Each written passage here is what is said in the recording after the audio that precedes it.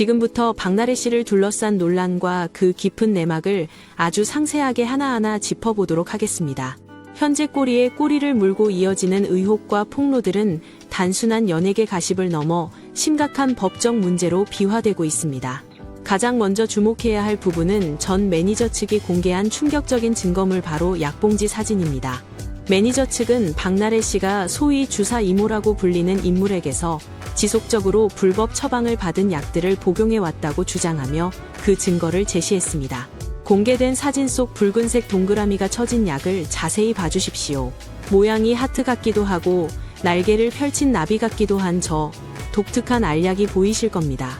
업계에서는 이 약을 흔히 나비약이라고 부르는데 겉보기에는 평범한 다이어트 약처럼 알려져 있지만 실상은 그렇지 않습니다. 이 약의 성분을 둘러싸고 현재 마약류 투약 의혹이 걷잡을 수 없이 커지고 있는 상황입니다. 전문가들의 분석에 따르면 저 약은 펜터민 성분이 포함된 강력한 식욕 억제제로 강력히 추정되고 있습니다. 문제의 핵심은 이 펜터민이라는 성분이 일반적인 약물이 아니라 마약류 관리에 관한 법률에 따라 엄격하게 관리되는 향정신성 의약품으로 분류된다는 점입니다. 즉, 의사의 적법하고 정밀한 진단과 처방 없이는 복용은커녕 소지나 유통조차 법적으로 엄격히 금지된 약물이라는 것입니다. 만약 이를 어길 경우 5년 이하의 징역형이나 5천만 원 이하의 벌금형에 처해질 수 있는 사실상 마약 범죄에 준하는 매우 엄중하고 무거운 사안입니다. 그렇다면 여기서 우리는 아주 합리적이고도 무서운 의심을 할 수밖에 없습니다. 의료진도 아니고 병원 관계자도 아닌 일반인인 주사 이모가 도대체 무슨 수로 어떤 경로를 통해 이 위험한 전문 의약품을 대량으로 구할 수 있었을까요? 그리고 박나래 씨를 포함한 몇몇 연예인들은 어떻게 병원 진료 기록도 남기지 않고 이 약을 손쉽게 건네받아 복용할 수 있었을까요? 만약 이 모든 의혹이 수사를 통해 사실로 밝혀진다면 박나래 씨는 단순한 도덕적 비난을 넘어 형사 처벌을 피할 수 없는 절체절명의 위기에 놓이게 될 것입니다. 특히 이 나비약은 뇌 중추신경계에 작용하여 식욕을 억제하는 대신 심각한 감정 기복이나 짜증 유발, 불면증 같은 부작용을 동반합니다. 때문에 전문 의사들도 환자에게 처방할 때 28일 즉 4주 이상은 절대 처방하지 않는 독한 약으로 알려져 있습니다. 그런데 이 약을 장기간 복용했다면 그 입수 경로는 불법일 가능성이 농후하며 수사기관은 이 약이 어떻게 유통되었는지 그 검은 카르텔을 낱낱이 파헤쳐야 할 것입니다. 또한 주사 이모가 타인의 처방전을 모으고 다녔다는 문자 메시지 정황까지 포착된 만큼 대리 처방이나 명의 도용 같은 추가 범죄 가능성도 배제할 수 없습니다.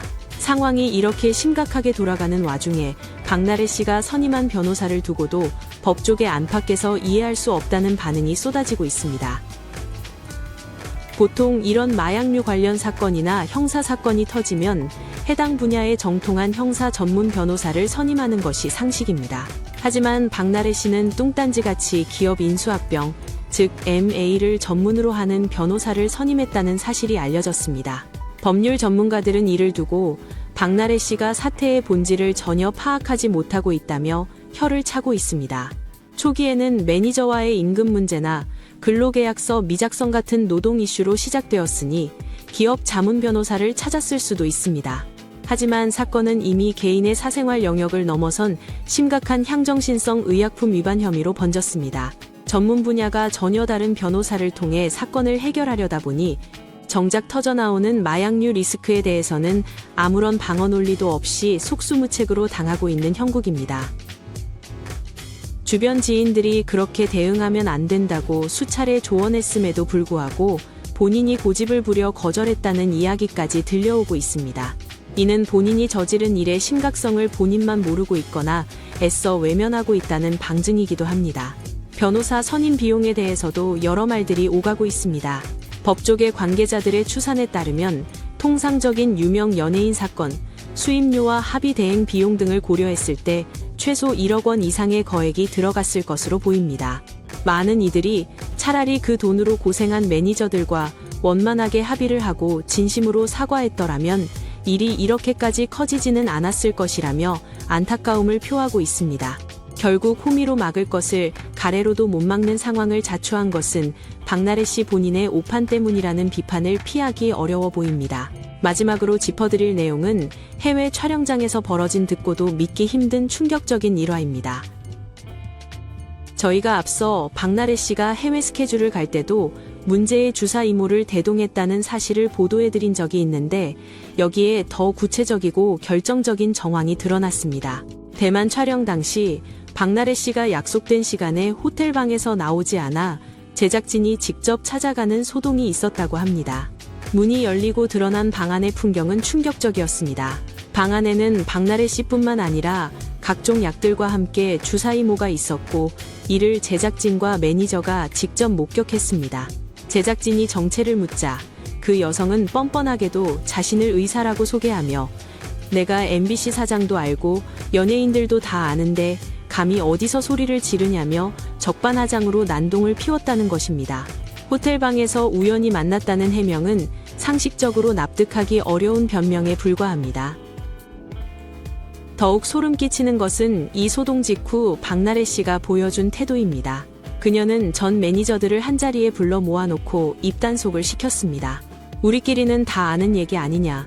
이게 세상에 알려지면 나도 죽지만 너희들도 다친다라며 사실상 협박에 가까운 함구령을 내렸다는 구체적인 정황이 포착되었습니다.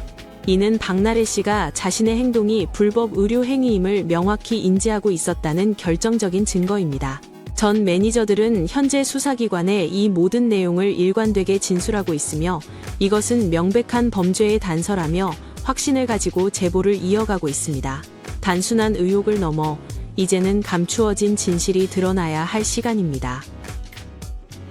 결국 박나래 씨는 이 모든 불법적인 상황을 처음부터 알고 있었을 가능성이 매우 높으며 수사 결과가 나오는 대로 그 파장은 걷잡을 수 없을 것으로 보입니다.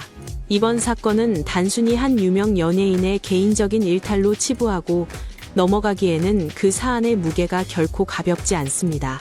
불법으로 규정된 향정신성 약물이 버젓이 유통되고 무면허 의료 행위가 연예계 깊숙한 곳까지 침투해 있었다는 사실은 우리 사회에 큰 충격을 던져주고 있습니다.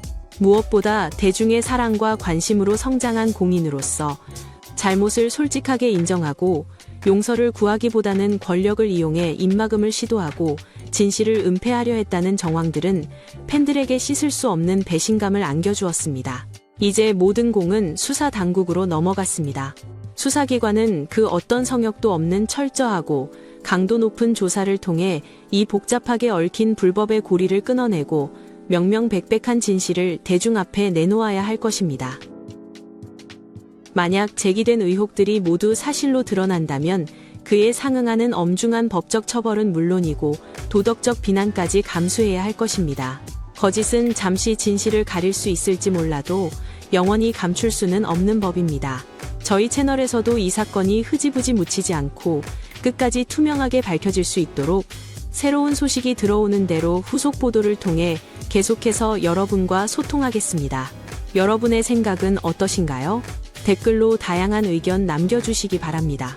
오늘 준비한 심층 분석은 여기까지입니다. 끝까지 시청해주셔서 감사합니다.